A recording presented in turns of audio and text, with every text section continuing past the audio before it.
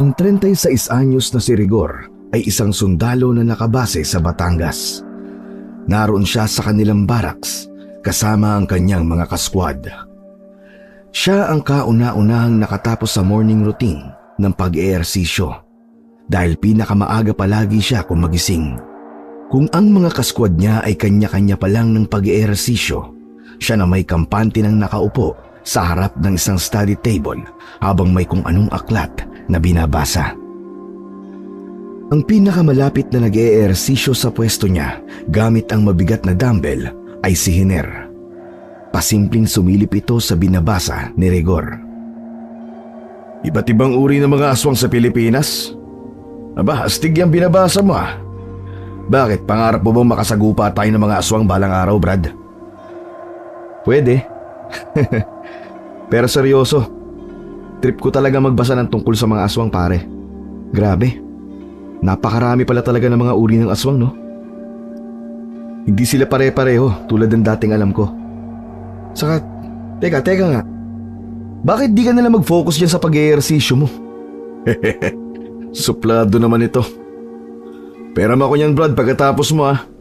Parang magandang basahin eh. Pati mga illustration, no? Parang totoo. Nakakatakot nga tingnan.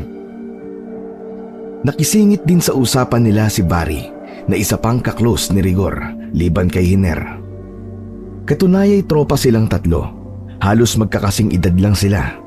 Magkakasing tangkad at pare-pareho rin ng build ng katawan.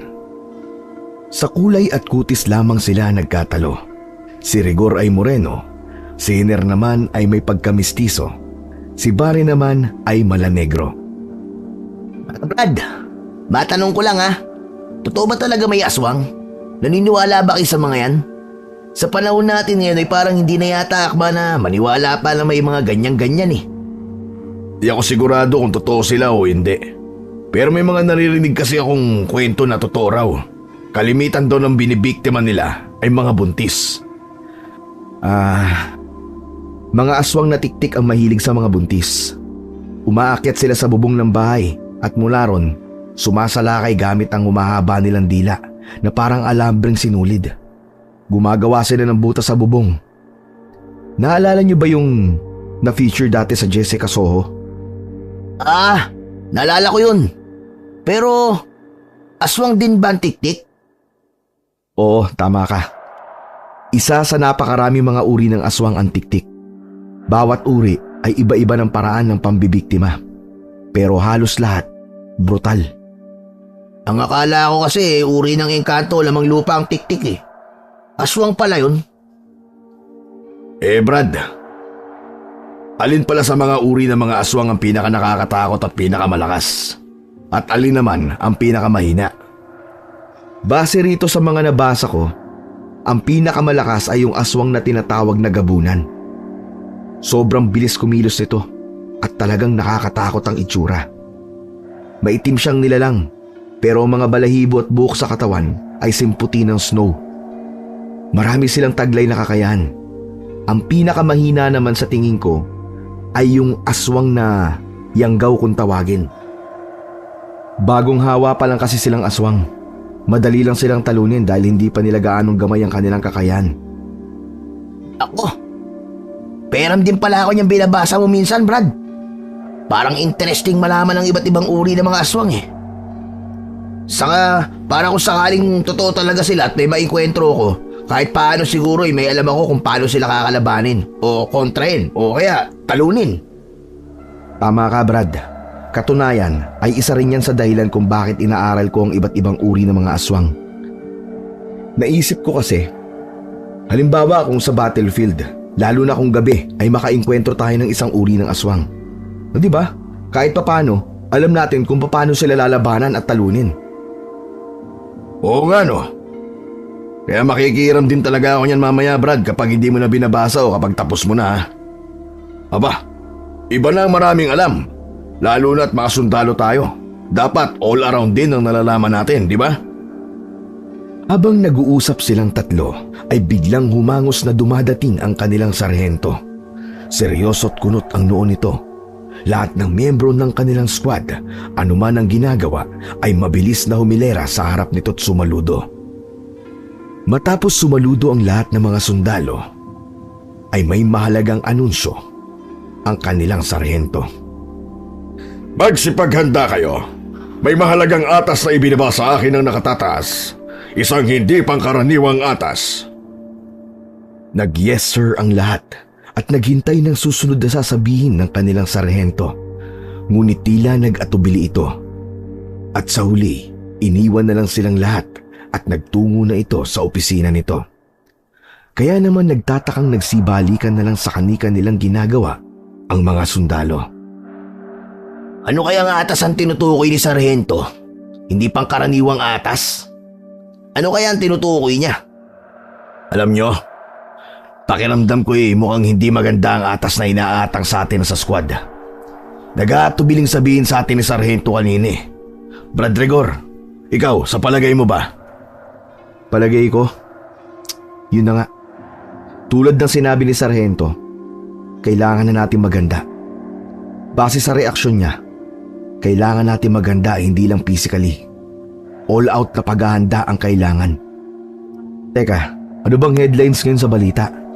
Baka kahit paano baka may masagap tayong may kinalaman sa posibleng magiging atas sa atin. Pakiramdam ko ikabibigla natin ang atas. Kaya ayaw sabihin kagad ni Sarhento. Teka. Asan ba cellphone ko? Magtitingin-tingin ako sa social media.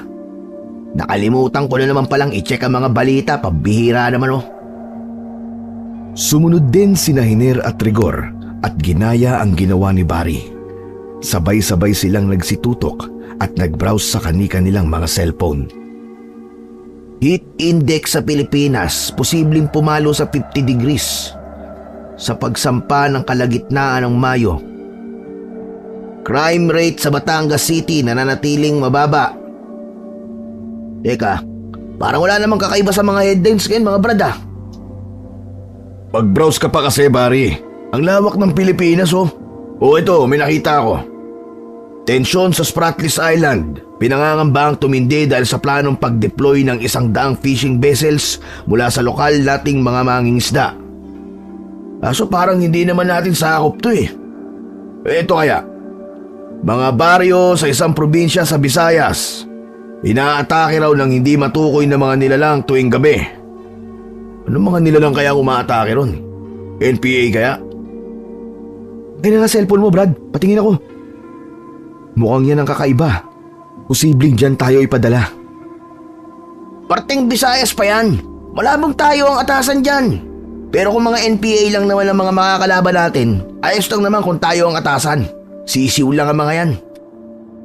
Kaparehas lang din nung ipadala tayo sa Nueva Ecija. Hindi tayo nahirapan sa pakikipaglaban sa mga NPA doon. Paano kung hindi NPA? Kung NPA lang, hindi siguro mag-aatubili ng ganong kanina si Sarhento. Malamang na mas mabigat pa ang posible nating makalaban kung sakali. Kinuhanan ng screenshot ni Rigor ang binabasa niyang news article sa cellphone ni Hiner.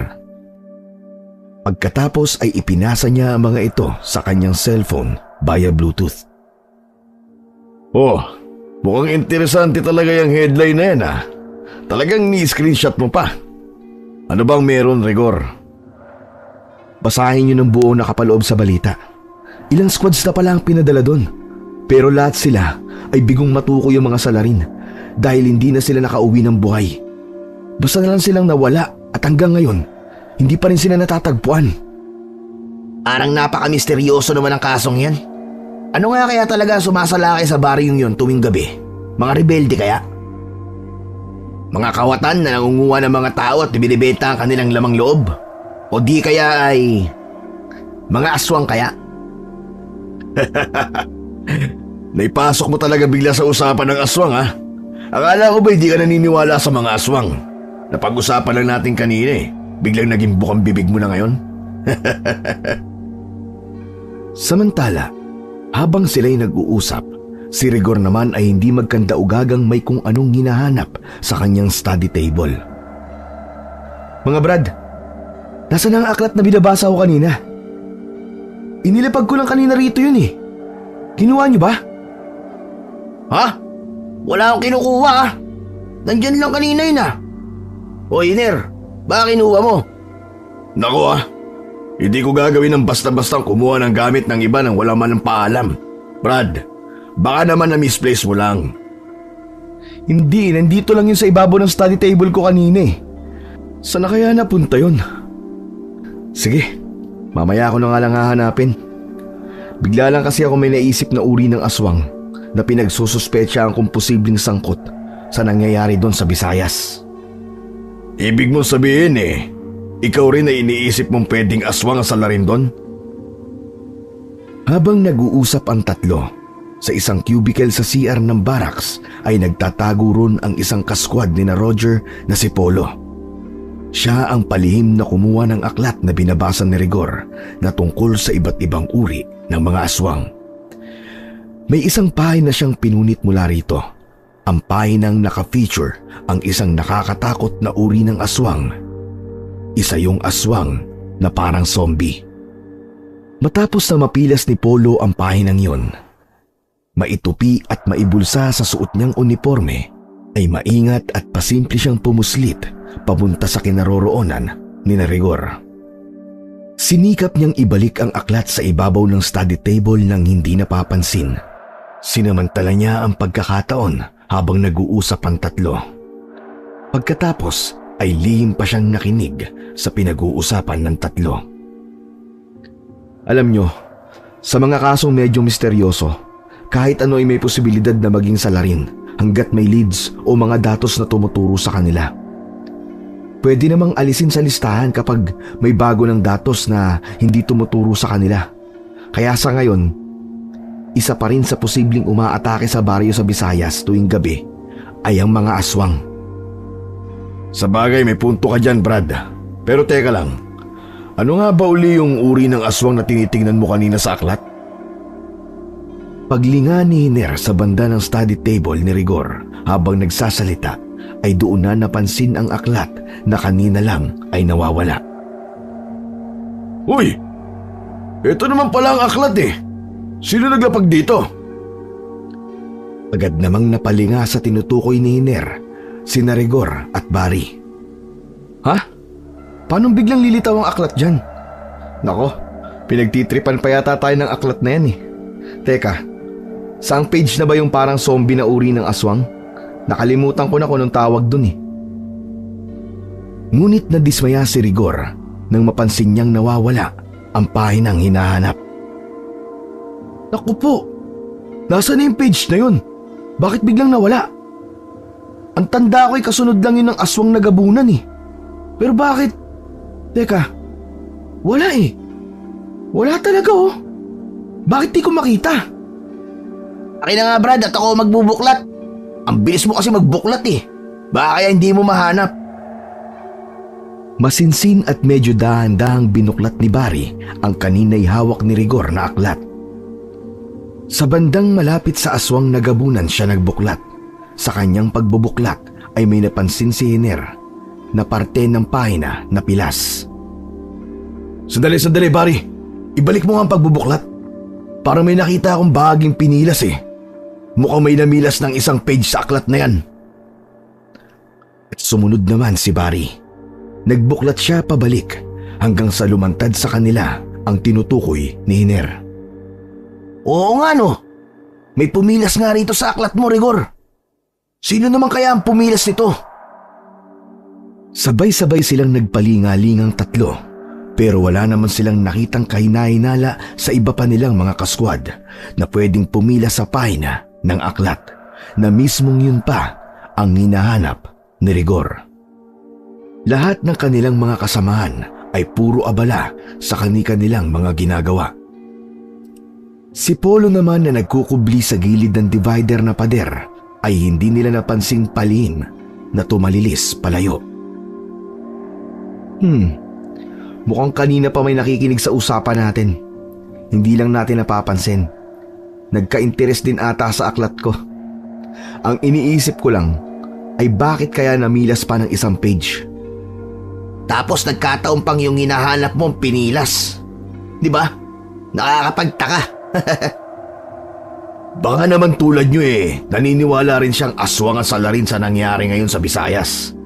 Baka tulad mo, Rigor, yung uri ng aswang na pinilas niya ang posibleng may kinalaman doon. Ano sa palagay mo, pare? Malamang nga, Brad.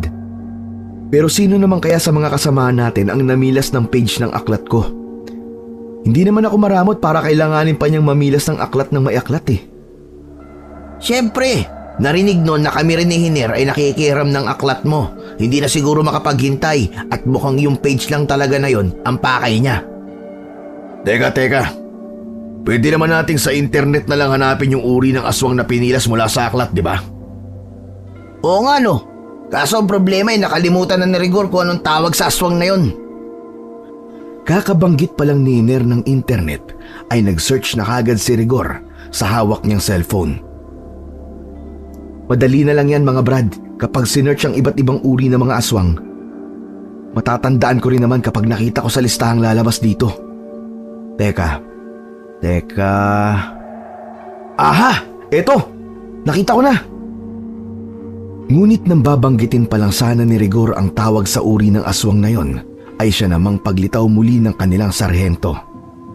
Matapos tawagin ang kanilang atensyon, ay may inanunsyo sa kanila. Yung bandang unay, hindi nito masabi-sabi.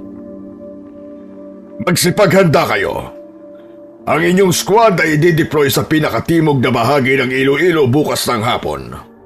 Ang trabaho nyo ay para magsilbing guwardya at protektahan ang mga baryo doon na sinasalakay ng di pa natutukoy na mga nilalang tuwing papatak ang gabi. Ang mga naunang pinadala from other units ay hindi pa bumabalik at wala pang balita sa kanila. Kasama sa atas nyo ang tukuyin kung ano ang mga nilalang na umaatake sa baryo at hanapin ang inyong mga kapwa sundalong na unang pinadala doon. May tanong lang po ako sa Sargento. Wala po ba talaga nababanggit ang mga residente ron kung ano ang mga nilalang na sumasalakay sa kanilang baryo? Hindi po ba nila alam kung ano yon? Sa totoo lang, isa nga rin yan sa pinagtataka ko. Tikom ang bibig ng mga residente doon. Ni ayaw nila magbigay ng kahit na konting description sa mga nilalang na umaatake sa kanila. Gusto nila ng proteksyon nating mga sundalo, pero parang ayaw naman nilang makipagkooperasyon para sa ikalilipol na mga nilalang na yon. Sargento, may reports naman po siguro galing sa mga naunang squad na na-deploy doon. Pwede niyo po ba kaming i-brief tungkol doon? Yes, I compiled the reports recently. Ipapaprint ko mamaya and each of you will have a copy. Pag-aralan nyo maigi ang arrive at tactical and strategic plans to carry out once you're deployed. Gusto kong kayo na ang huling squad na ipapadala doon. Malaki ang tiwala ko sa inyong taglay na kakayahan. May papangako ba ninyo sa akin gagawin nyo ang lahat para matapos ang pagsalakay sa mga baryo doon? Sabay-sabay namang tumugon ang lahat ng miyembro ng squad na binubuo ng 14 na miyembro. 7 ang bumubuo sa Base of Fire Unit at 7 rin para sa Maneuver Unit. Lahat sila ay highly trained at exceptionally skilled soldiers. Very good. I will leave by now for some important meetings with the others. Hintayin niyo ang copy ng reports. Your body, Mr. Sampson, will distribute it later. Pagkaalis ng sarhento ay naisipan ng lahat ng miyembro ng squad na magpulong sa pangunguna ni Marco Rillion na siyang tumatayong parang acting sergeant nila kapag wala ang kanilang sarhento. Squad mates, kailangan natin mag-meeting mamaya makapananghali para pag-usapan ang tungkol sa posibleng misteryosong mga nilalang na umaatake sa mga baryo sa katimugang parte ng Iloilo. Gumawa kayo ng kinakailangang pagre-research at ilista ang mga posibleng misteryosong mga nilalang. I-research na rin ang tungkol sa mga lugar doon sa Iloilo. May internet naman tayo, kaya malaya tayong halugugin ang lahat ng mga makakatulong na mga impormasyon. Ganun na nga ang ginawa ni Barry, Hiner at Rigor. Para mas maging efficient ang gagawin nating research mga brad, ay maghati-hati tayong 3 ng tututukan sa internet. Ako ay sa uri ng mga aswang na posibleng kandidatong salarin sa mga pag-atake sa mga baryo sa Iloilo. Ikaw naman, Hiner, ang i-research mo ay tungkol sa mga baryo sa Iloilo. Alamin mo ang talagang sitwasyon doon. Kung may history ay isama mo na rin. Ikaw naman, Barry, Ang sayo naman ay subukan mong sa Facebook maghanap ng mga kakilala mong taga Iloilo o kakilala ng mga friends mo na mga taga Iloilo rin. Pagkatapos ay magtanong-tanong ka sa sitwasyon doon. Ikaw na ang bahala tungkol sa mga kailangan pang mga itatanong. Basta ang goal ay makakalap tayo ng mahalagang mga datos na magagamit natin para maging matagumpay ang ating misyon. O ano mga Brad, ayos ba? Okay Brad, approve. Walang problema. Makakaasa ka sa amin. Samantala, ang kasamahan naman nilang si Polo na bandang unay pasikretong kumuha ng aklat ni Rigor at namilas mula ron ng isang pahina ay nagtatago naman sa cubicle ng CR. Hawak nito ang kanyang cellphone sa tapat ng kanyang tenga. May kung sinong pabulong itong kinakausap sa kabilang linya. Ano Cynthia? Nakuha mo na ba ang mga batong itim ni na lolo at lola? Ha? Ano? Hindi pa? Bakit naman hindi mo pa kinukuha? Ang bagal mo naman eh. Bukas ng hapon na pupunta riyan ang squad namin. Pwede mo nang kunin ang mga bato dahil sapat na ang lakas ng kapangyarihan nito dahil nadiligan na ng sapat ng dami ng dugo ng tao. Naudot kasi kagabi kuya ang pagkuha ko sa mga bato. Paano may ginawa na naman kasing kawalangyaan ng Hilda na yon sa pinaglibingan kina lolo at lola? Hindi ko alam kung anong ginawa niya at bigla na lang kusang bumalik sa kanilang libingan ang bangkay ni na lolo at lola. Hilda? Sinong Hilda? Yung kalahi natin na nagrebelde dahil sa palaging pambubuli sa kanya ng iba nating kalahi. Ibinubuhos niya ang kanyang galit sa iba-ibang paraang hindi kagad mahuhulaan ng sinuman. Kung bakit kasi hindi pwedeng pumatay ng kalahi. Wala rin namang silbing isang yun. Basta. Huwag kang isangin ang problemahin mo. Ang problemahin mo ay ang makuwang itim na bato ni na lolo at lola mamayang gabi. Gawin mo ang lahat ng paraan na hindi ka maiisahan ng Hilda na yon. Tandaan mo, importanteng makuha mo mga bato. Dahil kung hindi, tuluyan na silang mawawala kapag dumating na riyan ang squad namin. Hindi basta-basta mga kasamahan ko. Mga pursigido silang manalo sa kahit anong laban o sitwasyon. Hindi sila basta-basta sumusuko. Ayaw ko masira ang pangarap ko maging katulad ni Lolo Distor. Ikaw, di ba? Gusto mo ring maging katulad ni Lola Tebang? Sige kuya, huwag kang mag-alala riyan. Mamayang gabi sinisiguro ko sa'yo makukuha ko na ang itim na mga bato. May naisip akong paraan kung paano maiisahan ang Hilda na yon. Siguraduhin mo lang ha. Dahil kung hindi malalagot ka sa akin kapag dumating na kami dyan bukas ng hapon. Siya nga pala, balaan mo rin ang mga kamag-anak natin at kababaryo natin dyan tungkol sa pagdating ng mga squad namin. Sabihin mo sa kanilang hindi basta-basta ang squad na darating. Ikaw pala kuya. Anong plano mo sa mga kasquad mo kapag nandito na sila? Baka naman pwedeng gumawa ka ng paraan para mapigilan silang pumunta rito. Mahirap sila pagplanuhan. Matitinik ang mga kasama ko. Hindi ko sila basta-basta matatalo ng ako lang. Isa pa hindi pa ako aswang. Kaya nga noon pa minamadali ko na sa iyo ang pagkuha sa itim na mga bato. Ako na nga ang gumawa ng paraan para magpadala riyan ng mga alay at madidilig sa mga itim na bato eh. Ikaw naman papatay-patay kumilos. May suspecha na ba sila tungkol sa atin? O sa kung anong uri ng aswang sina lolo at lola? Oo. Sinabi ko na nga sa iyo ay matitinik ang mga kasamahan ko rito. Lalo na yung 3. Sila ang pinakatinik sa lahi nating mga aswang. O siya, sige na. Masyado na palang matagal ang pag-uusap natin. Baka pagdudahan na nila ako rito. Basta yung billing ko sa iyo kailangan mamayang gabi makuha mo na mga itim na bato. Teka kuya, sandali lang.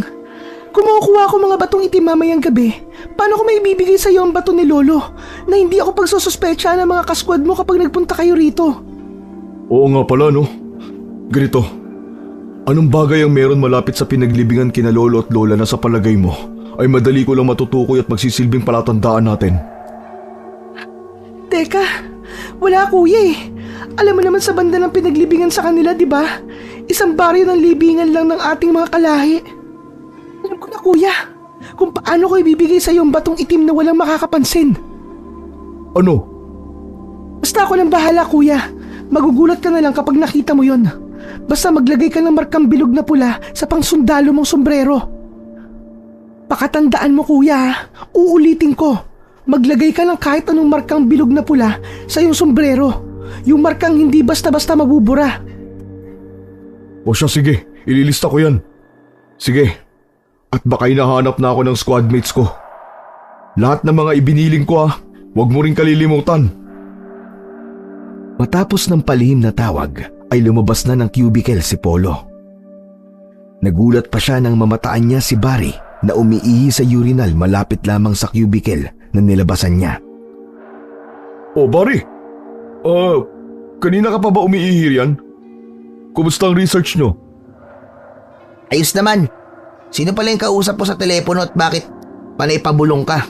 Parang takot na takot kang may makarinig Wala. Kapatid ko lang yun sa probinsya. May mahalaga lang akong ibinilin. Sinabihan kasi akong ibulong lang para daw hindi marinig ng mga kasama niya sa bahay at baka raw mabuking. May kapatid ka sa probinsya? Nangakala ko ba taga rito kayo sa Batangas?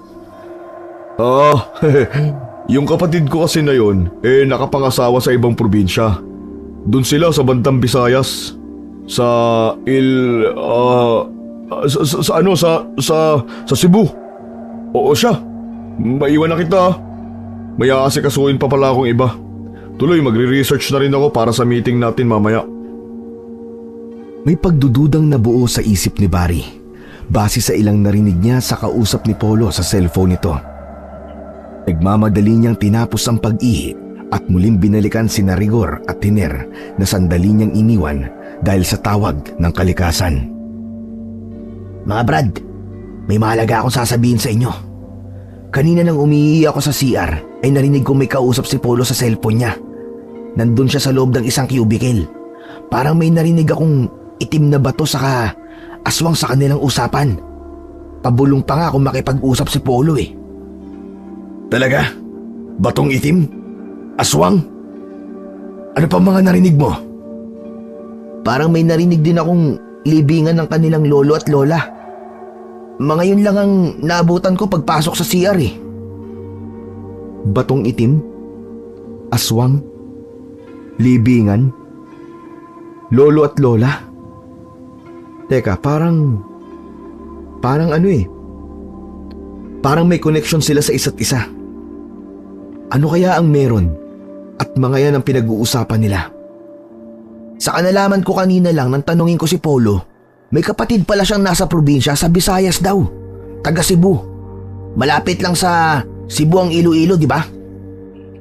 Oo, tama ka. Dagat lang ang pagitan. Di kaya nagbabalitaan lang sila tungkol sa mga ganap sa Iloilo? Medyo nagdududa ako sa mga kinikilos ngayon ni Polo. Parang hindi normal kanina ang reaksyon niya May kakaiba sa kanya kaninang kausap ko siya. Yung reaksyon niya ay halatang reaksyon ng may sikretong itinatago. Mukhang may itinatago nga sa atin si Polo. Noon pa man ay medyo may pagka-weird na yun. Ganito ang gawin natin Pasikreto nating malmanan ang bawat galaw niya. Ang goal lang natin ay alamin kung may sikreto ba talaga siyang tinatago o sadyang weird lang talaga siya. Sige, game ako riyan, tol. Paano kung mabuking natin na aswang pala ang kasamahan nating yun? Paano kung matrigger siya at tuluyang maging aswang? Kung may lahi man siyang aswang, hindi yung basta-basta magpapadalos-dalos. Ang mga aswang kasi, takot ang mga yan sa bala ng baril. Malamang natatakas kagad si Polo kapag nabuking natin siya. Paano kung unahan niya tayo? Alam niyo naman si Polo. Katulad natin siyang highly trained na sundalo. Siyempre, kailangan natin maging alerto palagi. Pwede naman tayo magsalitan mamayang gabi sa pagbabantay sa isa't isa. 3 shifts tayo magdamag. Nagsasalita pa si Hiner nang biglang lapitan sila ng isa sa kanilang kasamahan, si Lito Samson, ang inatasan ng kanilang sarhento na mag-distribute ng kani-kanilang kopya ng reports tungkol sa mga ganap sa baryo sa Katimugang Iloilo kung saan sila i-deploy. Oh, isa sa'yo, at isa sa'yo. Pag-aralan niyo maigi ang reports Good luck sa atin. Salamat, Brad. Ano kaya ang meron sa reports? Basahin na natin at pag-usapan na natin.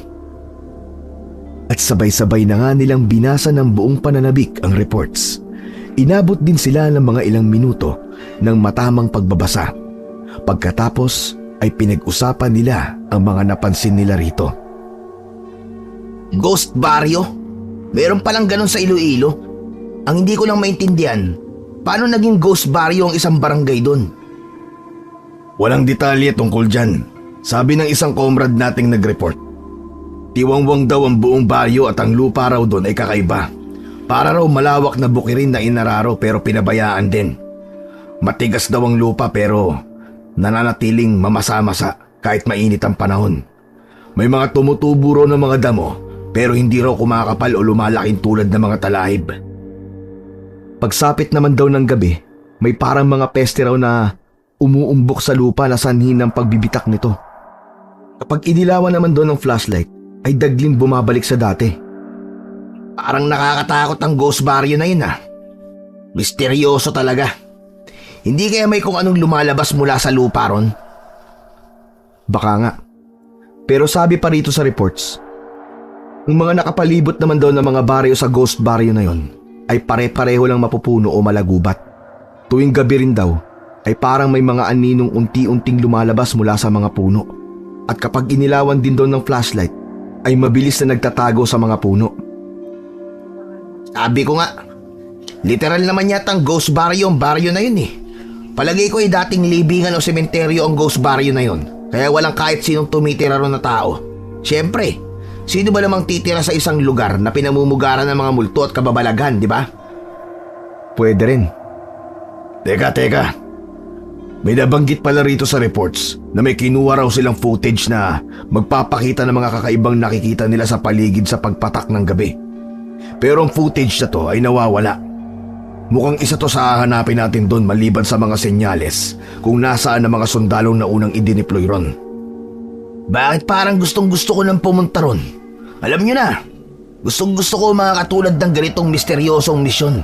Parang punong-puno ng pakikipagsapalaran at thrill.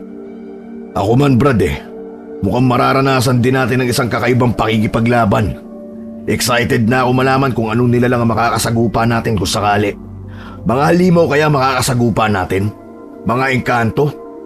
Pero paano pala kung dead comrades natin ang makakalaban natin? Aba, mukhang kakaibang laban yun ah. Maraming pwedeng mangyari mga Brad kapag nandun na tayo. Kaya marami tayong dapat paghandaan. Teka, anong oras na ba? Aba, magtatanghalian na pala. Tara na sa feeding quarters. May meeting pa tayo pagkapananghali natin. Matapos nilang makapagpananghalian ay naganap na nga ang meeting sa pangunguna ng acting sergeant nila na si Marco. Pinag-usapan nila ang mga tactic at strategies na isasagawa nila kapag na-deploy na sila sa Iloilo. Pinag-usapan din nila ang nasa reports mula sa mga naunang na-deploy na mga sundalo pero hindi na nakabalik.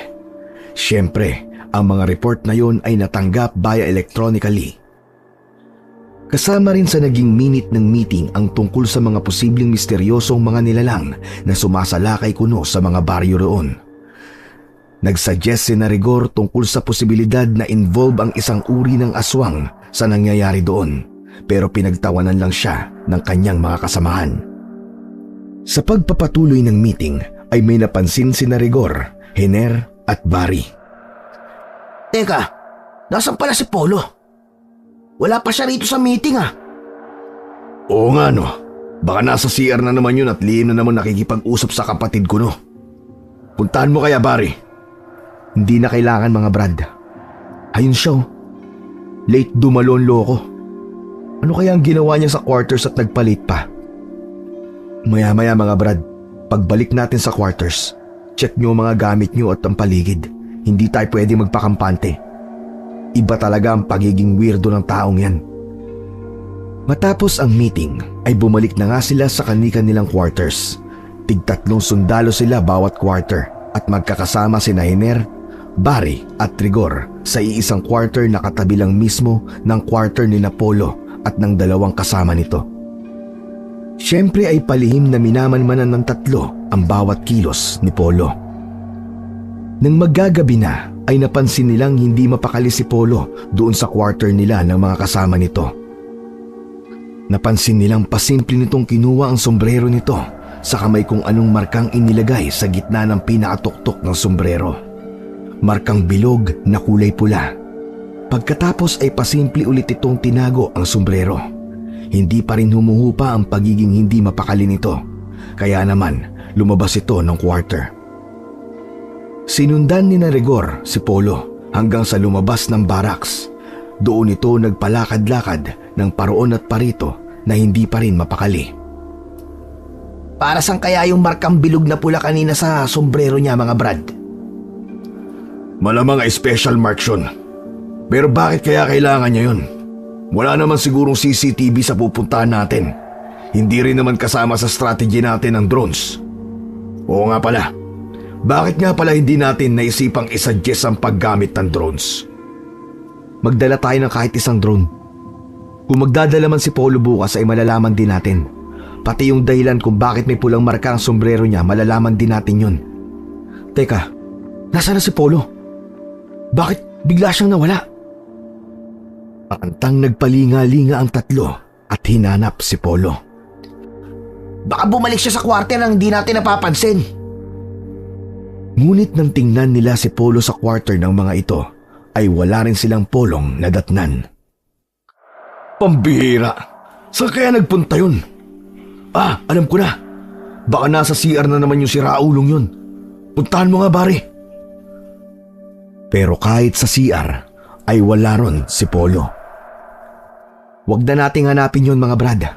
Basta 3 shifts tayo sa pagbabantay ngayong gabi. Ikaw, Barry, ang first shift mula 9 p.m. hanggang midnight. Ikaw naman, Niner, mula midnight hanggang 3 a.m. Ako naman ang last shift from 3 a.m. hanggang 6 ng umaga. At ganun na nga ang nangyari. Pero sa buong magdamag na yon ay hindi nila napansin si Polo.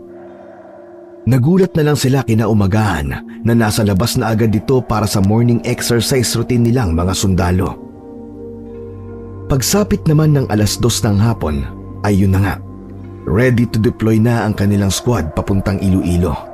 3 helicopter ang maghahatid sa kanila roon at mismong sa Ghost Barrio sila ibababa. Pagbaba naman nila roon ay kanya-kanyang galaw na sila kagad. Ganito pala ang itsura ng Ghost Barrio na to. Nakakatakot nga talaga at may pagka-misteryoso. Malawak na lupain na parang pinabayaang taniman. Ang lupa, tingnan nyo. Talagang ang medyo mamasa-masa at para bang kabubungkal lang. May mga uka-uka at mga umbok na parang may malalaking uod na nakapailalim sa loob. Oo nga, kakaiba ang baryong to. Teka, Brad Rigor, yumuko ka nga ulit. Bakit may bilog na pulang marka rin ang sombrero mo na tulad ng kay Polo? Shh! Huwag ka maingay. Baka marinig tayo ni Polo. Curious lang akong malaman kung para saan ang markang bilog na pula, kaya naglagay din ako. Siya nga pala. Magtayo na rin kayo ng tent nating 3. Pagtulungan yung 2. O naman, pagaganahin ko lang at susubukan kong paikutin ng drone rito sa buong baryo nang walang nakakapansin. Gumawa ng pansamantalang mababang poste si Rigor na pansamantalang pinagsabitan nila ng mga dala nilang soldier bags. Nagsilbi niyang kublian ito para hindi mapansin ang kanyang ginagawa ng kanilang ibang kasama. Pinalipad ni Rigor ang drone at sinimulang ilibot ito sa buong Ghost Barrio. Makaraan ang ilang minuto ay may nahagip na tao ang kanyang drone. Isang babae na nakasalampak sa mamasamasang lupa. Parang hinihimas nito ang mamasamasang lupa at may kung anong sinasambit dahil gumagalaw ang mga labi nito. Mga Brad, dyan lang kayo ha. May pupuntahan lang ako saglit na nakita ko sa drone. Lalapitan ko lang. Ingat ka, Brad. Huwag mo kalimutan ang armas mo. Pinuntahan at dahang-dahang nilapitan ni Rigor ang nakita niya sa drone. Natiyak niyang isa itong babae na medyo bata pa. Mas bata pa sa kanya. Nasa tansya niya ay mga nasa 20s pa lang ito. Nagulat pa ang babae nang maramdaman ang presensya niya. May mga sundalo na naman palang pinadala rito. Anong ginagawa mo rito? Taga rito ka ba o sa kalapit baryo? Kung sabihin kong, oo, taga rito ako, maniniwala ka kaya? Saka hindi kayo dapat nandito. Mapanganib ang lugar na ito. Kung magpapagabi kayo rito, hindi na kayo aabutan pa ng umaga. Ha? Anong ibig mo sabihin? Alam mo ba ang mga nangyayari sa lugar na to? Oo. At sa katunayan, sawa na rin ako sa lugar na ito. At galit na rin ako sa mga kalahi ko. Kalahi? Anong lahi ba ang tinutukoy mo? Alam kong sundalo ka. Pwede mo akong patayin ngayon din kapag sinabi ko sa'yo kung ano ko. Wala na rin naman sa akin kung papatayin mo ko dahil nawawalan na rin naman ako ng ganang mabuhay. Pero bago pa man ako mamatay, gusto ko sana kayong tulungan. Bakit? Bakit mo kami gustong tulungan? Ako nga pala si Hilda. May lahi akong aswang. Sa totoo lang, ay ayaw kong may lahi akong aswang. Ito ang dahilan kung bakit naging amalanhig ang aking ina. Ayaw kong ipasa niya sa akin ang bato niyang itim. Amalanhig? Ibig sabihin ay isang amalanhig ang nanay mo? Tama. Alam mo ba kung bakit tiwangwang at walang nakatira sa buong baryong ito? Dahil ang baryong ito ay libingan ng mga amalanhig. Dito sa kinatatayuan ko, dito nakalibing ang aking ina. Mamayang gabi ay lalabas ulit siya mula sa libingang ito para hanapin ako. Ngunit magtatago ko. Pupunta siya sa kalapit na mga baryo para mambiktima at lumapa ng tao. Hindi lang siya mag-isa na lalabas mula sa hukay mamayang gabi. Marami sila. Marami. Sabay-sabay silang lulusob sa mga baryo para hanapin ang kanilang mga kaanak at para ilipat sa kanilang mga batong itim para mapayapa na sila. Ngunit hanggat hindi nila na ililipat ang batong itim, ay patuloy sila sa pambibiktima ng mga tao tuwing gabi. Pero, bakit hindi ito nababalita sa media? Dahil kapag nabalita, ay lalong magiging mabangis at makapangyarihan ng mga amalanhig. Ganun pala. Pero posible bang matalo namin ang mga amalanhig? Hindi niyo sila basta-basta mapapatay gamit lang ang inyong mga armas. Hindi sila tinatablan ng bala at baril o kahit granada. Isa lang ang pwedeng makatalo sa kanila. Ay hindi. Dalawa pala. Anong dalawang bagay ang makakatalo sa kanila? Pwede mo bang sabihin sa akin? Ipangako mo muna sa akin na gagawin niyo ang lahat para matalo niyo sila. Dahil kung hindi matatapos ang kanilang pambibiktima ng mga tao. Pati ako ay hindi rin matatapos ang paghihirap. Ipinapangako ko. Gagawin ko ang lahat para talunin sila. Basta sabihin mo lang sa akin ang lahat ng kanilang kahinaan, pati na ang ibang mga bagay na kailangan kong malaman. Bago sumagot si Hilda, ay may itinuro muna ito sa malayo, sa bandang dulo ng baryo. Nakikita mo ba ang maliit na lawalawaan sa dulo ng baryong ito? Ang unang kahinaan ng mga amalanhig ay tubig. Kapag nabasa sila, ay magiging tumpok sila ng mga uod. Kailangan niyang papuntayin sila ron sa kahit anumang paraan. Oo, alam ko yan. Nag-research din kasi ako tungkol sa mga amalanhig. Yung ikalawa nilang kahinaan, ano naman yun? Apoy. Apoy ang ikalawa nilang kahinaan. Malapit sa lawalawaan, ay nakikita mo ba ang isang parang bundok ng dayami? Malapit din doon ay nakikita mo ba ang isang maliit na parang burul-burulan? May uka sa isang silid nito na pwedeng pasukin ng isang tao. Sa pinakaloob nito ay may ilang galon ng gasolina. Ako ang pasikretong nagtipon ng mga yon. Pati na yung dayami. Matagal ko nang balak lipunin ang lahat ng mga malanhig sa baryong ito. Pero hindi ko kaya nang ako lang mag-isa. Linano ko magpulong sa mga naunang mga sundalong ipinadala rito. Ngunit inunahan ako ng takot at pangamba. Pero ngayon ay handa na ako. Mamatay man ako o hindi, magtagumpay man ang plano o hindi, handa na akong sumugal. Ngunit mas mabuti kung sisiguraduhin kong magtatagumpay ako sa aking plano. Habang sila ay nag-uusap, walang ano-ano ay may isang ibong kukok na lumipad at dumaan sa kanilang direksyon. May kung anong itim na bato itong hinulog sa tapat mismo ng pandibdib na bulsa ni Rigor. Ganun na lang ang pagtataka at pagkabigla ni Rigor. Ganon din ang naging reaksyon ni Hilda. Pamilyar sa akin ang ibong kukog na yun. Alagang ibon yun ni Cynthia. Cynthia? Sino siya? Kalahi ko rin siyang aswang na naging amalanhig naman ang lolo at lola niya. Sila ng kanyang kuya ang mga tagapagmana ng kanilang mga batong itim. Ayaw na mga matatandang yun na sa kanilang mga magulang ipasa ang mga bato. Ngunit hindi madali ang pagkuha ng mga batong itim kapag nagtagal na. Kailangan pang madiligan o masayaran ng mga batong itim ng dugo ng tao. Mga 13 katao o higit pa ang kailangan pang maging biktima para makuha ang mga ito. Hindi ko alam kung ilan ang nabibiktima ng kanilang mga lolo at lola at hindi ko rin alam kung ilang katao na ang kailangan nilang biktimahin. Ilang beses ko rin pinigilan ang kanilang pagkuha sa mga batong itim. Ngunit kagabi, parang tagumpay na nilang nakuha ang mga ito. Anong pangalan ng kanyang kuya? Pwede ko bang malaman? Bago ko sagutin yan, gusto ko malaman kung ano ang inihulog ng kukok na yun ni Cynthia sa bulsa mo. Kinapa ni Rigor ang nasa kanyang pamulsahan at dinukot yon. Teka, isang batong itim ito ah. Huwag mong sabihin kapatid mo si Cynthia. Ha? Hindi ah. Wala akong kapatid na babae. Hindi ko kilala ang babaeng yun. Pero bakit sa'yo hinulog ng ibong kukok ang itim na bato? Hindi magandang senyales ito. Bakit naman? Anong ibig mo sabihin?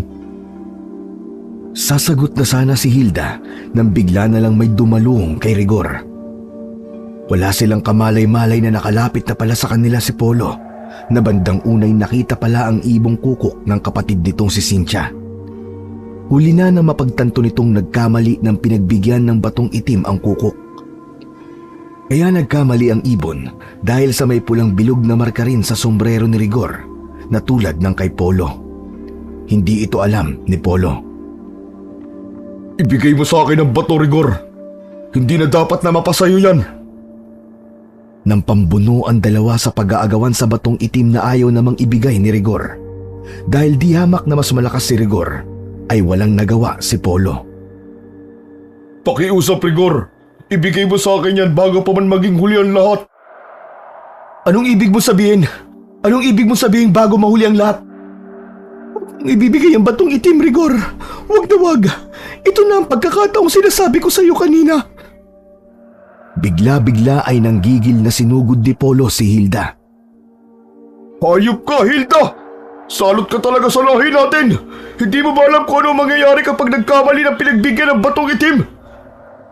Alam ko, hindi ako tangang tulad yung magkapatid. Dala ng matinding galit ay kay bilis na ikinasa ni Polo ang hawak niyang rifle at sunod-sunod na pinaputukan ang walang nagawang si Hilda. Ang sumunod ay katakot-takot na ugong na nagmumula sa ilalim ng lupa kasabay ng di maipaliwanag na pagyanig nito. Pagkaraan ay may kung anong isa-isang naglabasan mula sa ilalim ng lupa. Nagsibangon ang mga amalanhig kahit hindi pa gabi dahil sa nangyaring maling pagkapasa ng itim na bato. At ang naglabasang mga amalanhig ay talagang napakarami. Mga kasama! Magsipaganda kayo! May mga halimaw! Nilulusog tayo ng mga halimaw! Set fire! Set fire! May mga halimaw! Ngunit sa hindi inaasahang pagkakataon, ang mga amalanhig ay hindi tinatablan ng bala ng rifle. Patuloy lang sila sa unti-unting paglapit at tangkang pag-atake sa mga sundalo. Isa-isang nilapa ng mga amalanhig ang mga kasamahan ni Rigor. Umalingaw-ngaw sa ere ang katakot-takot nilang mga sigaw hanggang tuluyan silang bawian ng buhay at brutal na nilantakan ng mga amalanhig na nagmistulang mga zombie na uhaw sa dugo at laman ng tao.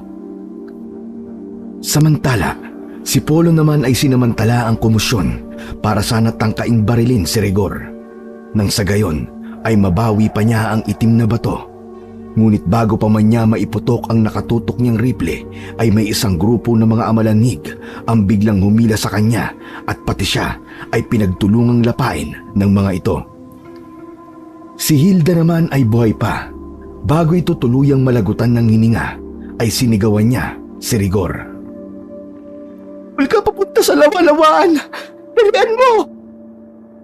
Maging si Hilda ay pinagtulungan din lapain ng galit na mga amalanhig.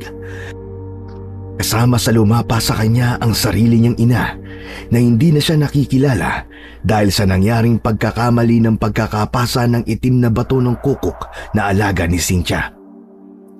Sa nasaksihan ay wala nang nagawa si Rigor. Sinunod na lang niya ang isinisigaw sa kanya ni Hilda. Mabilis siyang tumakbo habang hinahanap ang kinaroroonan ni Hiner at Barry. Nang makita niya ang mga itong nagsisikap iwasan ng mga zombie, ay sinigawan niya rin ang mga ito. Hiner! Barry! Sundan niyo ang direksyon tatakbuhin ko! Huwag kayong liliko palayo sa direksyon ko kung gusto niyo pang mabuhay! Sabihin mo lang kung saan papunta ang tatahakin mo para masigurado! Nakikita niyo ba ang lawa-lawaan sa dulo ng baryo? Doon ang direksyon ko! Pero bakit doon? Hindi ba dead end na ron? Ah! Alam ko na ang balak mo! Oo! Kaya bilisan niyo ang takbo! Huwag kayo magpapahuli sa mga amalanhig! Dahil kung hindi na kayo makakatakas pa! Dire-diretso lang kayo ng takbo! Huwag na kayong lilingon! Habang tumatakbo si Rigor, ay napansin din niya ang ibong kukok sa bandang ulunan niya. Nauuna lang ng kaunti sa kanya, parang nagmamasid ito sa mga nangyayari. Pagkaraan ay bigla itong nagbago ng direksyon at mabilis na lumipad palayo. Hingal kabayo na sina Rigor, Hiner at Barry nang makarating sila sa lawalawaan. Dahil medyo malayo pa ang pulutong ng mga amalanhig sa kanila, ay saglit silang huminto para makabawi ng paghinga. Grabe! Muntik na kaming malapa ni Hiner kanina nang bigla na lang maglabakasan ng napakaraming mga amalanhig. Sa sobrang dami nila, ay halos matulala na lang ako kanina. Muntik pa nga ako matumba kanina nang sa mismong tapat ko lumitaw yung isa. Mabuti na lang na itukod ko kagad yung hawak kong rifle. Ano ba kasi nangyari, Rigor? At bigla-bigla na lang sila naglabasan. Akala ko ba'y tuwing gabi na naglalabasan ng mga amalanhig? May mali kasing nangyari. Sa ako na ipapaliwanag sa inyo. Tingnan nyo, nandiyan na sila. At parang mas lalo silang bumibilis. Dali, tumakbo na tayo. Ano ba ang susunod nating aksyon? Itutulak natin sila sa tubig. Kaya ba natin yun sa ganyang karami? Parang imposible mangyari yun. Ganito, makinig kayo mabuti. Mabilis naman kayo magsilangoy, di ba? Tatayo muna tayong 3 rito at hihintayin natin sila makalapit. Kapag malapit na sila sa atin, bigla tayong tatalon sa tubig at mabilis tayong lalangoy papalayo hanggang marating natin ang kabilang pampang. Nilingon saglit nila Hiner at Barry ang lawalawaan. Noon lang nila napansin na napakarumi pala ng tubig nito at mukhang masangsang pa ang amoy. Teka, lalawin ba talaga natin to, Rigor? Tingnan nyo naman, napakarumi at napakabaho ng tubig. Wala na tayong ibang option. Meron naman, kung ayaw nyo na mabuhay, pwede nyo na mapiliing wag nang lumangoy. Basta ako, mas pipiliin ko mabuhay at tiising langoy ng marumi at mabahong lawalawaan na yan. May pamilya pa ako naghihintay sa akin at yun ang pinanghahawakan ko. Okay, Pards, para sa pamilya, titiisin ang lahat. Ayan na ang mga amalanhig. Naku po, ang mga itsura nila tinan nyo. Parang katapusan na talaga ng mundo natin. Humanda kayo at maging alerto. Tandaan nyo, sobrang gigil ang mga yan. Natapusin tayo dahil sa nangyari. Hindi na basta-basta mga amalanhig ang mga yan. Mga desperadong mga amalanhig na ang mga yan. Ayon sa na-research ko, kapag naging desperado na raw ang mga amalanhig, ang itim na mga bato nila isapilitan nilang ipapasa sa kahit na sino na lang na makita nilang tao. Kahit na hindi sa mga kalahi o kaanak nilang mga aswang.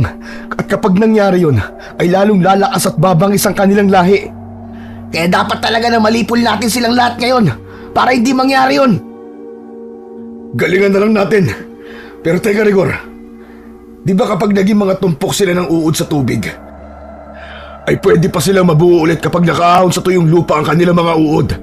Ano ang susunod natin gagawin pagkatapos natin silang lunurin sa lawalawaan? Mamaya nyo malalaman sa kabilang pangpang. Basta sumunod na lang kayo sa inuutos ko. Ang importante muna ngayon ay wala muna kayong ibang iisipin kundi ang mga amalanhig na mga to. At kung paano kayo ligtas at mabilis na makakalangoy sa kabilang pangpang ng lawalawaan. Presence of mind lang muna and survival instincts. Okay. Eto na nga sila. Magbilang ka ng 3, Rigor. Kung kailan tayo sabay-sabay natatalon. At tuluyan na nga nakalapit ang mga amalanhig sa kanilang kinaroroonan sa pinakagilid mismo ng lawalawaan. Dumagundong ang galit na atungal ng mga ito. Tila atat na atat ang mga itong sunggaban ang 3. 1, 2, 3, talon! Umuntikan pang hindi nakatalon si Hiner dahil sa talagang nandidiri siya sa amoy ng tubig sa lawalawaan. Mabuti na lang at sinadya ni Barry na hawakan ng isa niyang braso kaya nahila rin siya palagapak sa maruming tubig. Mabilis na sumisid pa ilalim ang 3 sa pangambang baka madaganan sila ng napakaraming amalanhig na grupo-grupong nahulog sa tubig. Tulad ng inaasahan, ang lahat ng mga amalanhig na nahulog sa tubig ay kaagad na naging mga tumpok ng nakakadiri at naglalakihang mga uod. Ang ilan ay nagtalsikan pa at naglundagan sa ere. Mabilis na kumalat ang mga ito at humalo sa napakarumi at lalo pang bumaho na tubig.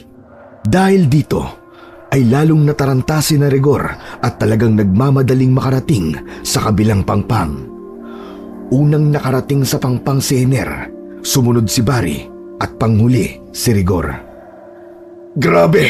Sobrang nakakadiri talaga! Parang babaligtad na sikmura ako! Nagsususuka si Hiner at nang lingunin naman ni Barry ang itsura ng puro uod na lawalawaan, maging siya ay nagsususuka na rin. Si Rigor naman, nang mapansin niyang mabilis na kumikilos sa mga uod patungo sa pangpang na kinaroroonan nila, ay naalerto siya. Alerto kayo, Hiner, Barry! Tingnan nyo! Mukhang sinusundan pa rin tayo ng mga uod ng mga amalanhig. Kapag nakasampa ang mga uod nila sa pangpang, ay magtutumpok-tumpok ulit ang mga yan hanggang sa mabuo ulit sila. Kapag nabuo sila, sipain nyo kaagad sila pabalik sa tubig. O kaya maghanap kayo ng kahit anong bagay na pangtaboy nyo sa makakasampang mga uod pabalik sa tubig. Yun lang ang gagawin natin. Aba, mapapagod tayo kung yun lang ang gagawin natin. Huwag kayong mag-alala. Basta yan muna ang gawin nyo. Ako naman ay pupunta sa munting burol na yon. May mga galon ng gasolina raw doon, ayon sa sinabi sa akin ni Hilda kanina. Hilda? Sinong Hilda? Kayong babaeng aswang na nakita ko sa drone kanina. Nakausap ko siya. Basta, saan ako na ikukwento ang lahat? Kailangan ko nang kunin ang mga galon at sunugin natin ang lawalawaan. Wala na tayong dapat taksayin pang panahon. Naku, may tumpok na mga uod na nabubuo sa pangpang, Hiner. Alerto na! Rigor, sige na! Ikaw nang bahala sa mga galon! Bilisan mo at kami nang bahala sa mga to! Patakbong pinuntahan ni Rigor ang mababang burol na pinagtaguan ni Hilda ng mga galon ng gasolina. Nahirapan pa siyang hanapin ang sikretong pasukan nito. Ngunit nang papasukin na niya ang lagusan, ay nabigla siya ng may kung anong nilalang na hinila siya palabas gamit ang matatalas itong mga kuko. Pagharap ni Rigor ay isang babaeng aswang pala ang nilalang na yon. Galit na galit ang nakakatakot na anyo nito. Nagbabaga ang pulang-pula at ugatang mga mata. Naglalangit-ngitan at naglalakihan ang matatalas itong mga pangil. Ang itim na mahabang dila nito'y labas-masok sa naglalaway nitong bibig na tila mo'y dila ng isang ahas. Magbabayad ka sa ginawa mo kay Kuya Polo! Akala mo ba'y magtatagumpay ka sa mga binabayad mo? Hindi! Hindi ka magtatagumpay! Habang nagsasalita ang aswang, ay alerto at pasimpleng kinapa ni Rigor ang nakatago niyang jungle knife na gawa sa silver. Pinaghandaan niya talaga yon para sa posibleng close combat sa mga aswang kung sakaling mangyari ang katulad na nangyayari sa kanya ngayon. Iaangat na sana ng aswang na si Cynthia si Rigor sa ere para doon siya lapain. Pero hindi pa man, ay mabilis nang inundayan ni Rigor ng saksak si Cynthia. Ngunit mabilis ding nakatunog si Cynthia. Kaya naiiwas nito ang dibdib sa mga ulos ni Rigor. Sa puntong ito'y tumulong na rin ang kasama pala ni Cynthia na alaga nitong ibong kukok. Sumugod din ito kay Rigor at ang kanyang mga mata ang pinuntirya nito. Kahit todo pikit para hindi tuluyang matuka ang kanyang mga mata, ay patuloy sa mabilis na pag-ulos at pagwasiwas ng hawak niyang jungle knife si Rigor. Tinalasan na lang niya ang kanyang pandama para masiguro niyang matatamaan pa rin niya ang aswang kasama na ang alaga nitong ibon. Nagtamo rin ng matinding kalmot si Rigor sa kanyang muka at katawan mula sa matatalas na mga kuko ni Cynthia. Ngunit habang tumatagal ay parang unti-unting bumabagal ang pag-atake niya kay Rigor. Kaya pala ito bumagal ay dahil nanghina ito dahil sa mga sugat itong dulot ng jungle knife na gawa sa silver na siyang kahinaan ng mga aswang. Pagdilat ni Rigor ng kanyang mga mata ay pareho ng nakahandusay sa lupa ang aswang na si Cynthia at alaga nitong ibong kukok. Wala nang inaksaya pang oras si Rigor, lalo na nang makita niyang nahihirapan na sina Hiner at Barry sa may pangpang ng lawalawaan. Pansin niyang napapagod na ang mga ito. Rigor! Rigor! Napapagod na kami! Bakit ang tagal mo? Nasaan ka na ba? Ang tagal mo naman! Baka hindi na namin ito makayanan! Winakasan na nga ni Rigor ang buhay ni Cynthia at ng kukok sa pamamagitan ng pagsaksak sa mga ito sa kanilang dibdib ng hawak niyang silver na jungle knife. Ang sunod niyang ginawa ay ang apurahang kuhain ang mga galon ng gasolina. Inilabas niya to mula sa sikretong lagusan ng munting burol. Dali-dali niyang isa-isang itinakbo mga ito sa kinaroroonan ni Hiner at Barry. Heto na mga gasolina! Buksan nyo! Magmadali kayo! Ibuhos yung pakalat sa buong lawalawaan! Umpisahan nyo sa mga gilid dito para hindi na makasampa sa pangpang ang mga uod ng mga amalanhig! Mabilis namang sumunod sina Hiner at Barry, pero dahil halatang pagod na sila'y tumulong na rin si Rigor. Saka na lang niya hahakutin ang mga dayami sa isang banda malapit sa lawalawaan. Inabot sila ng pasimula ng takip silim bago nila naibuhos lahat ng laman ng mga galon ng gasolina sa lawalawaan. Papadilim na, Rigor! Kailangan na natin silaban ang lawa! Pero teka pa pala! Paano pala natin sisilaban ang lawa? May dala ba tayong lighter? Oo nga pala! Teka, baka may dala ko rito! Kinapa ni Hiner ang kanyang pamulsahan sa suot niyang uniforme. Buti na lamang at meron siyang dalang lighter. Eto, meron ako! Buti may naisilid pala akong lighter sa bulsa ko. Di ko alam kung sisindi pa to. Lumangoy kasi tayo sa tubig kaya malamang nababad to sa tubig. Akin na Brad, subukan natin. Baka sakaling sumindi pa. Hindi pwedeng hindi natin masilaban ng mga amalanhig. Walang ano-ano, habang nag-uusap pa sila, nakarinig sila ng kakaibang mga ungol sa paligid. Mga ungol na kapares ng mga amalanhig. Alerto silang nagpalinga-linga para tukuyin kung ano ang mga nasa paligid. Teka, naririnig niyo ba yun? Parang may mga amalanhig pa yata. Tignan nyo! Mula sa puno sa malayo! May kung ano naglalabasan! Tinanaw nila kung ano ang mga nilalang na naglalabasan mula sa mga puno. Napamura pa si Rigor nang mapagtanto kung ano ang mga ito. Anak nang, may mga amalanhig pa palang natira at mula sa puno naman sila nagtago. Ilaman lamang yun nasa reports na parang mga aninong nagtatago sa mga puno. Ngayong papadilim lang sila lumalabas. Kailangan din natin sila maakay papunta sa lawalawaan bago natin tutuluyang silaban. Paano natin gagawin yun? Lalawi ba ulit tayo sa tubig na nabuhusan na natin ng gasolina? At ang atungal ng mga amalanhig ay lalong lumalakas. Senyales na mabilis silang nakakalapit sa kinaroroonan nilang tatlo. Ayan na sila! Tayo talaga ang puntirya nila. Kaya wala tayong choice kundi ang ipahin ng mga sarili natin at lumangoy ulit sa lawalawaan. Paano ang lighter natin? Baka lalong hindi sumindi kapag nababad ulit sa tubig. Oo nga pala no. Sige ganito, makinig kayo. Hawakan mo muna tong lighter, Hiner. Ikaw na pala Barry. Baka hindi na naman agad makatalon si Hiner sa tubig at makalimutan ko siyang hilahin. Pero bago ituloy ni Rigor ang kanyang sasabihin, ay inakay muna niya si Hiner sa gilid ng pangpang ng lawa. Sinikap niyang sabuyan ang nagulat at nandidiring si Hiner ng tubig na may halong gasolina galing sa lawa. Ang ilang sumamang uod na kumikislot pa ay pinagtitiris na lamang nila gamit ang kanilang mga paa. Ayan, siguro naman ay hindi ka na maaamoy ng mga amalanhig. Kami na lang ni Barry ang maaamoy nila. So bali ganito na lang pala, Barry. Akin ang lighter. Ito, mauna ka nang tumakbo, Hiner, sa kabilang dulo ng pangpang at hintayin mo kami ron. Kami na lang ni Barry ang magiging pain. Subukan mo ng sindihan yan doon para kahit papano ay matuyo ng tuluyan. Para kapag kailangan na, ay siguradong sisindi na. Huwag mo lang ilapit sa katawan mo na may gasolina. Baka mamaya pati ikaw ay umapoy. Sige, extra ingat lang. Mabilis na tumakbo si Hiner sa kabilang pangpang at ganun din naman kabilis ang sumunod na mga pangyayari. Mabilis na nga nakalapit ang natitira pang mga amalanhig kina Hiner at Rigor. Nang ngayon na at pagkukumpulan na sila, ay mabilis ulit silang tumalon at sumisid sa lawalawaan. Ngunit dahil sa mga nagkikislutang pang napakaraming uod sa tubig, ay medyo nahirapan silang lumangoy. Kulang na lang ay sumuot sa mga butas ng kanilang mga muka ang mga uod, kaya lalo silang nahirapan. Pareho rin silang diring-diri at napapaungol na sila at napapasigaw. Rigor! Ano ba to? Pampihira naman tong sinuot natin! Dito na yata ako matutuluyan! Ako rin naman! Ngayon lang ako nandiri ng ganito sa tanang buhay ko! Sobrang dami ng uod! Nakakadiri! Halos hindi na ako makagalaw!